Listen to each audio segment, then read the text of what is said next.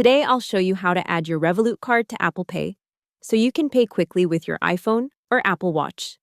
First, open the Revolut app and log in. On the main screen, go to the cards. Choose the physical or virtual card you want to add to Apple Pay. You should see Add to Apple Wallet button. Tap it, then confirm which device you want to add it to. For example, your iPhone or Apple Watch. Apple Wallet will open automatically. Follow the prompts. Review your card details, agree to the terms, and tap Next. In some cases, Revolut might ask you to verify the card with an SMS code or in-app confirmation. Once the verification is complete, you'll see that your Revolut card is now active in Apple Pay.